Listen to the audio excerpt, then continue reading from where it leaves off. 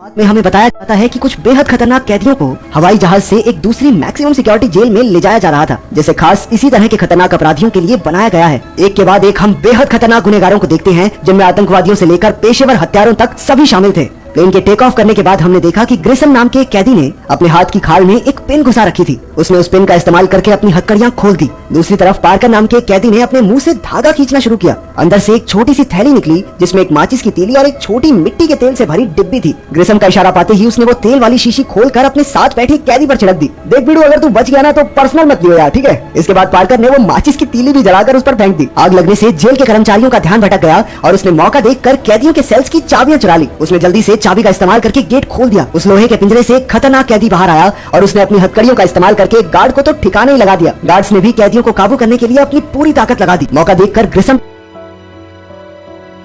भी बाहर निकला और वो जल्दी से एक गार्ड पर हमला करके जहाज के कैप्टन के कैबिनेट तक पहुंच गया। को पायलट ने अपनी बंदूक से उसे रोकने की कोशिश की, लेकिन वो ऐसा कर नहीं पाया और ग्रिसम के हाथों मारा गया। उसकी बंदूक लेकर वो कैप्टन के पास पहुंचा और उसकी कनपट्टी पर रखकर कहा कि वो ये रिपोर्ट करे कि मौसम में गड़बड़ी की वजह से कुछ प्रॉब्लम आ गई थी, लेकिन अब सब कुछ कंट्रोल में है, ताकि जमीन पर किसी को प्लेन में क्या चल रहा है कुछ पता न चले। क्योंकि पूरे जहाज में सिर्फ उसके पास बंदूक थी, तो ग्रिसम ने जल्द ही जहाज को हाईजैक करके अपने कंट्रोल में ले लिया। जहाज पर पो नाम का एक कैदी भी मौजूद था। दरअसल पो पहले फौज में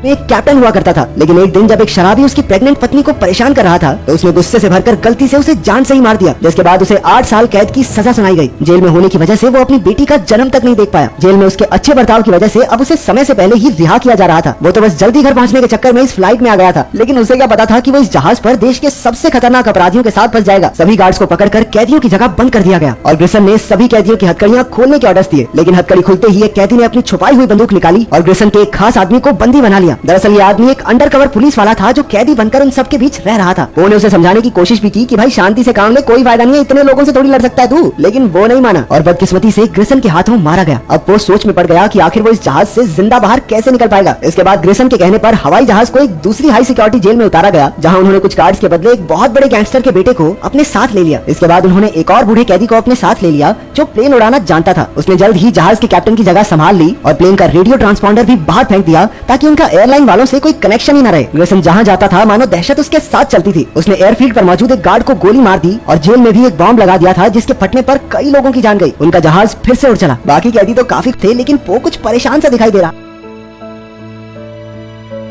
वो किसी न किसी तरीके से पुलिस को इस बारे में बताना चाहता था। वो ग्रिसम से मिला और उससे पूछा कि वो सब अब कहाँ जा रहे हैं। मंजिल की ओर जाते हुए उनका प्लेन अचानक नीचे की ओर जाने लगा। ग्रिसम ने पो को इसकी वजह का पता लगाने को कहा। दरअसल एक गार्ड की डेड बॉडी जहाज के व्हील में अटक गई थी। पो ने उसकी टी शर्ट पर हवाई जहाज के बारे में जरूरी जानकारी लिखी और नीचे फेंक दिया। वो लाश जाकर सीधा एक गाड़ी पर गिरी, जिसकी वजह से बहुत सारी गाड़ियाँ आपस में टकरा गई। उसकी टी शर्ट पर लिखी जानकारी इकट्ठा करने के बाद पुलिस ने यूएस मार्शल विंस को सारी घटना के बारे में बताया। विंस तुरंत गाड़ी भगाकर उस जगह की तरफ निकल पड़ा जहाँ पर उसका जहाज लैंड करने वाला था। स्टोरेज एरिया में एक कैदी को पो की रिहाई का लेटर मिल गया। वो समझ गया कि पो अब उनकी तरह कोई कैदी नहीं है, लेकिन इससे पहले कि वो ये बात बाकी सबको भी बता दे, अपनी जान बचाने के लिए पो को उसे मारना पड़ा। थोड़ी देर बाद वो अपने अगले स्टॉप पर पहुंच गए, लेकिन बूढ़े अंकल प्लेन को ढंग से लैंड नहीं करवा पाए और प्लेन की क्रैश लैंडिंग हुई। वहाँ पर ग्रिसम को उस गैंगस्टर के बेटे का बताया हुआ प्राइवेट जेट नहीं मिला, जिसकी मदद से वो सब यहाँ से बचकर भागने वाले थे। पो ने मौके का फायदा उठाकर कैदियों को एक दूसरे के खिलाफ भड़काना शुरू कर दिया। वो कहने लगा कि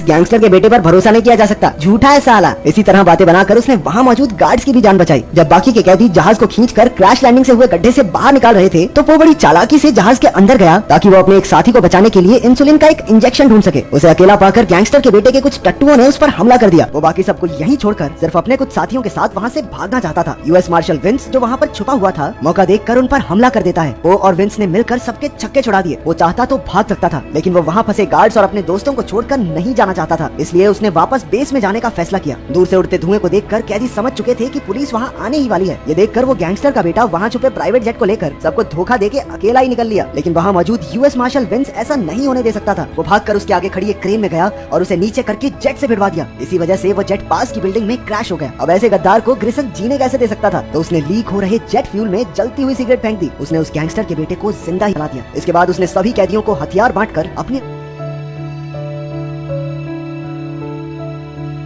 अपनी पोजीशन लेने को कहा। ग्रिसन की उम्दा प्लानिंग की वजह से कैदियों ने पुलिस वालों का वेलकम जबरदस्त धमाकों से किया। दोनों खेमों में खतरनाक लड़ाई शुरू हो गई। धीरे धीरे पुलिस का और बैकअप आने लगा और ग्रिसन समझ गया कि वो किसी भी हालत में जीत तो नहीं पाएंगे, तो उसने सबको पीछे हटने के ऑर्डर्स दिए। उन्होंने जहाज को क्रैश के गड्ढे से बाहर निकाल लिया था। खुशकिस्मती से जहाज अब भी उड़ने की हालत में था, लेकिन पो नहीं चाहता था कि एक भी कैदी बचकर निकल जाए, तो उसने अपनी जान पर खेलकर प्लेन को एक रस्सी से बांध दिया। इसके बाद वो चुपके से स्टोरेज एरिया के अंदर गया और अपने दोस्त और कुछ गार्ड्स की जान बचाई। लेकिन आखिर एक रस्सी इतने बड़े प्लेन को क्या ही रोक पाती। टेक ऑफ करने के बाद जहाज में जश्न का माहौल था। सभी कैदी बहुत खुश थे, लेकिन ग्रिसन को ये नहीं समझ आ रहा था कि पुलिस को उनके प्लान के बारे में पहले से कैसे पता चला। वो समझ गया कि जरूर उनके बीच कोई खबरी है। उसने सबको धमकी दी कि जिसने भी पुलिस को उनके प्लान के बारे में खबर दी है वो सामने आ जाए, वरना वो एक गार्ड को गोली मार देगा। वो आगे आना चाहता था, लेकिन उसे बचाने के लिए उसका दोस्त आगे बढ़कर कहने लगा कि उसने ये सब किया है और ग्रिसन ने उसे गोली मार दी। इतने में पुलिस का हेलीकॉप्टर